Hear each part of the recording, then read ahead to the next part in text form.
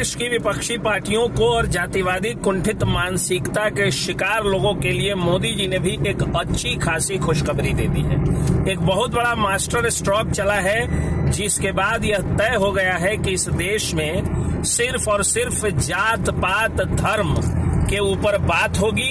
बाकी जो मूलभूत सुविधाएं हैं, शिक्षा, चिकित्सा, न्याय व्यवस्था, सड़क संरचना कार्य जैसे मामले जो है वो खुद ब खुद अगर कोई क्रांतिकारी उन पर बात करेगा तो उनके विचारों की तो भ्रूण हत्या जैसी हो जाएगी। इस देश में गिनती इस चीज पर होनी चाहिए थी कि कितने लोगों को दूसरी औलाद के रूप में बेटी हो रही है और कितने लोग बेटों के इंतजार में बराबर कन्या भ्रूण हत्या करा रहे हैं। इस देश में गिनती इस चीज की होनी चाहिए कि कितने लोग साइकिल के बाद बाइक खरीद रहे हैं और बाइक के बाद कार खरीद रहे हैं। जब उनकी गिनती करिएगा तो पाइएगा कि 90% लोग अपने जीवन भर की कमाई पेट काट काट करके बाइक या कार लेते हैं और दोबारा ईएमआई के बोझ तले ऐसे दब जाते हैं कि एक एक गाड़ी को 5-5, 10-10 साल, 15-15 साल चलाने को विवश हैं। और वहीं बड़ी बड़ी भीमकाय कारों वाले कुछ धन पशु माफिये जो हैं वो एक फॉर्च्यूनर के बाद दूसरा ऑडी और दूसरा ऑडी के बाद में कौन कौन सी भीमकाय गाड़ियां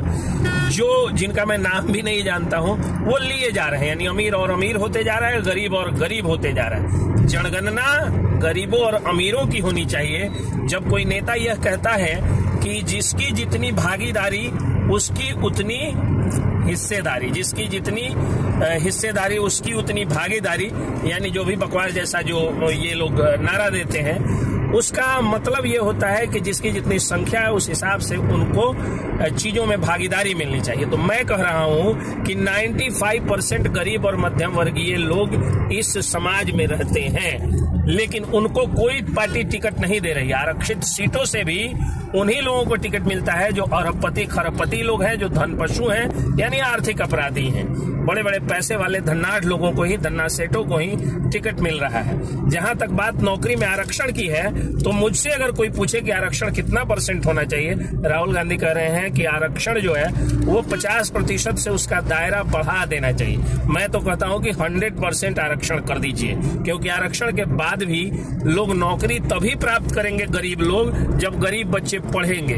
तो गरीब बच्चे तो पढ़ नहीं रहे, सरकारी स्कूलों में पढ़ाई नहीं हो रही है। शिक्षक जिनका काम राष्ट्र का निर्माण करना है, उनसे जनगणना, पशुगणना, कौन गणना कागजी कामों में इतना उलझा दिया जाता है कि वो पढ़ा नहीं पा रहे हैं। और सरकारी स्कूलों में छिपकली वाला चावल और जहरीला भोजन मिड डे मील करके और हर साल सबकी सरकारों में बच्चे जो है वो मर रहे हैं। तो गरीब का बच्चा कभी इंसेफ्लाइटिस से मरे, कभी छिपकली वाला चावल का दाना खा करके मरे, और अमीर धन पशु लोग जो हैं वो अपने बच्चों को बड़े बड़े बिल्डिंगों में इलानी पिलानी जैसे जगहों पर दून उन जैसे स्कूलों में पढ़ाएंगे और पढ़ा करके सारा का सारा सीट डोनेशन पर खरीद लेंगे।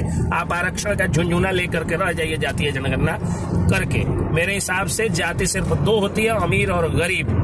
खैर, अभी चलते चलते इतना ही वीडियो में मैं बोल पा रहा हूं, लेकिन अगला वीडियो एक ऑफिस में बैठ करके और ढंग से इस मुद्दे पर बनाऊंगा जो आपकी आंखें खोल देगा कि जात पात करने वाले लोग बेवकूफ से ज्यादा कुछ नहीं होते हैं। और जातीय जनगणना हो या जात और धर्म की राजनीति हो, इससे देश का सिर्फ नाश हो सकता है, विकास तो नहीं हो सकता है। जय हिंद।